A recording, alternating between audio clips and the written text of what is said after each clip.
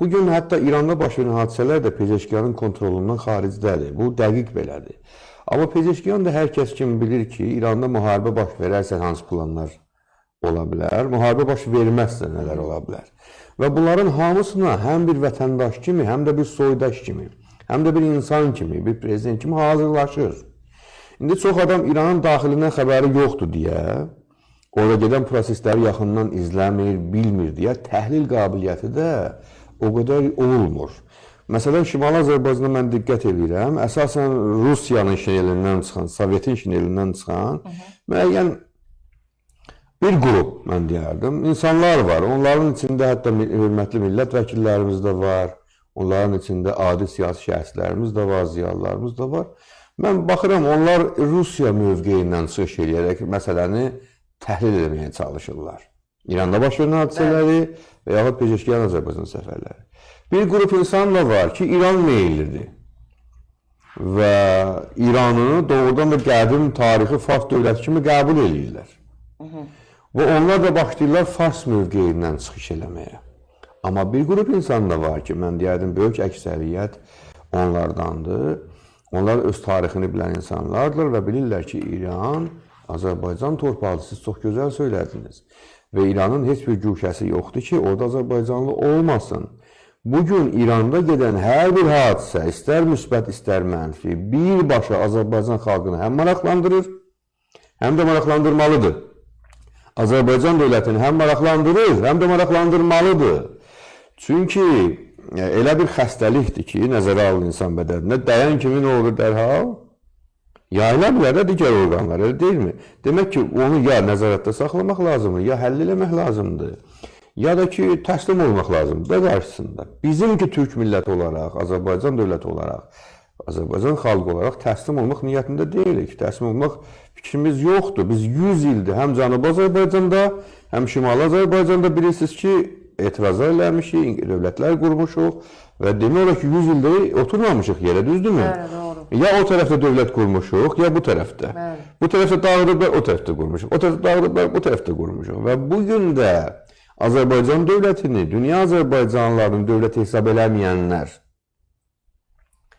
və gələcəkdə Azərbaycan dövlətini, o taylı, bu taylı Azərbaycanı vahid görə bilməyənlər, İranda baş verən hadisələri təbii ki, təhlil eləməkdə mən görürəm, çətinlik çəkmirlər, amma hər halda bir balaca, belə desək də, yumuşaq dillə desəm, riyakarlıq hiss edirəm onların çıxışlarında ki, İran yox, məsələn, müharibə olmağı bizim xeyrimizə deyil, İranda hər hansı bir dəyişiklik Azərbaycanın xeyrinə deyil, İran böyük dövlətdir və s. Belə axır kimi, mən görürəm də bu neçə vaxtdır, mən efirləri izləyirəm, əlimə gəldikcə baxıram, görürəm ki, bu kimi yanlış cəmiyyətə məlumat verənlər də var. Halbuki, ən azından siz bilirsiniz ki, jurnalistsiz, özdə mən sizi illər tanıyıram, peşəkar bir jurnalistsiz, izləyirsiniz prosesləri, bilirsiniz ki, Cənubi Azərbaycanda İranın bu vəziyyətinə gətirib çatdırmaqda Azərbaycanlıların birbaşa rolu var.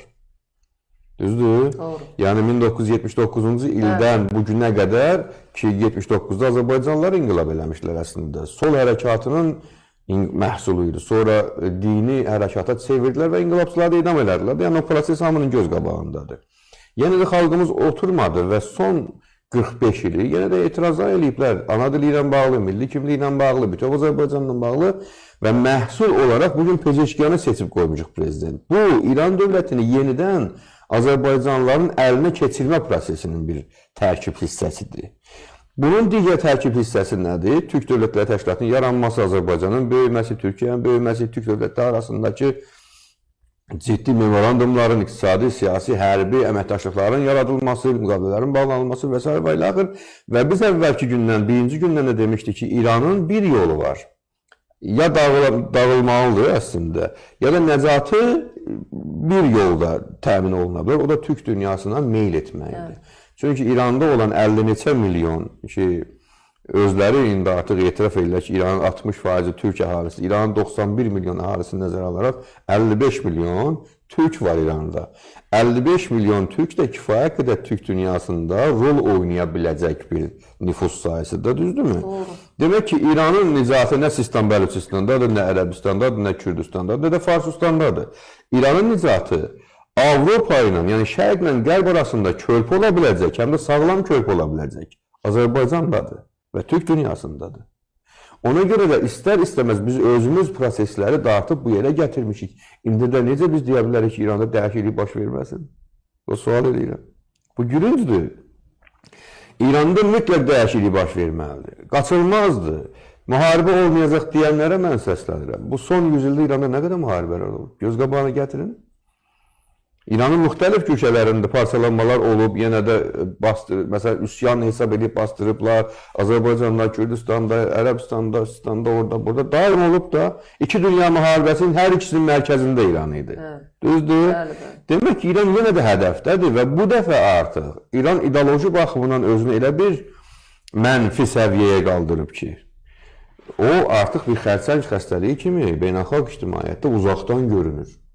Çünki baxın, məsələn, nüvə məsələsində siz elə bilirsiniz ki, doğrudan İranın nüvə silaha sahib olub-olmaması məsələsi gündəmdədir. Qətiyyən söhbət ondan gedir. Nüvə bəhanə deyirsiniz. Nüvə bəhanədir. Səbəb nədir, mən sizə deyim. Ətraf qonşuların çoxunda nüvə varmı? Düzdürmü? Əlbəttə.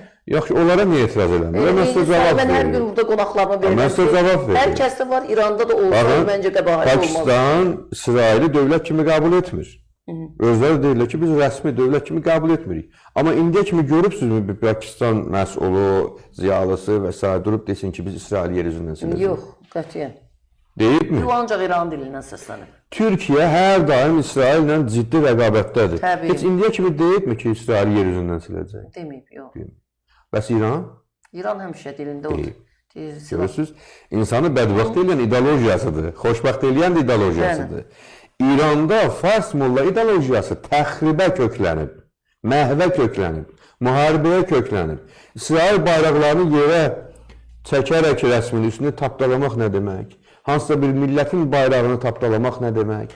Hansısa bir dövlətin rəsmi atributunu aşağılamaq nə demək? Axı bunun bir sonu var. İran da ideoloji baxımından cəmiyyətini bu formada hazırlayıb. Siz elə bilirsiniz, doğrudan Sabah xanımı İsraillə barışsa, Amerika ilə barışsa və bütün dediklərindən kənara çəkilsə, Həşd-i Şəbinin arxasını boşatsa, Ənsarullahın arxasını boşatsa, Hizbullahın arxasını boşatsa, Livandan çəkilməyə belə deyim ki, birbaşa razılıq versə, Suriyadakı indi törətdikləri təxribatdan yenidən geri çəkilsə, Qafqazın əlin çəksə və s. Hüseyin İyundan, Əmmar İyundan, Zeynəb İyundan, nə bilim, bu İyunlardan əl çəksə, İran cəmiyyəti, İran dövlətini saxladar sizcə? Həmən o mühafizəkar kəsim deyirəm, sağ, qatı dindar kəsim var ki, bu gün hakimiyyətlərlə də sebaha məsələn idarə edirlər. Onları kontrol etmək mümkün olmayacaq. Məcburdur ki, axıra kimi getsin. Və bu axıra kimi getməkdə istər-istəməz toqquşmalarda belə deyim ki, özünü göstərəcək. Mən yadınızda sizin efirdə də dedim mən ki, Qəzzədən başlayır, Hizbullahla davam eləyəcək, Suriyada, İraqda özünü doğrulanırsa, İranda bu mütləq şəkildə partlaq verəcək.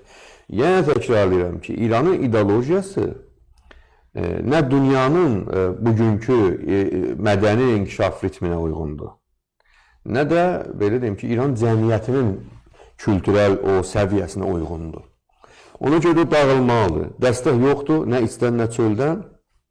Və mən belə hesab edirəm ki, mən də sizin kimi oxudum sentyabr məsələsində ki, İran yaxında dağılacaq, məhv olacaq falan. Mən onu oxudum. Mən onu Pezeşkiyanın Amerikadakı çıxışında hiss elədim. Yadınızdadır? Pezeşkiyan Amerikada dedi ki, İran parçalanacaq. Bəli. Bu elə belə sözlər elə bilirsiniz. Siyasətdə, həm də o səviyyədə siyasətdə. Proqramdan kənar heç kim danışmır. Möhtərəm prezidentimizin sözünü sizə xatırlatmaq istəyirəm. Möhtərəm prezident dedi ki, mənim bütün çıxışlarımın, sözlərimin arxasında böyük proqramlar dayanır. Düzdür? Heç bir proqramsız, belə deyək də, hesablamadan kənar, belə deyim ki, məsləhətləşməmiş, tam qətiyyətlə hər kəsin razılığı olmamış sözü bir prezident deyər? Deməz.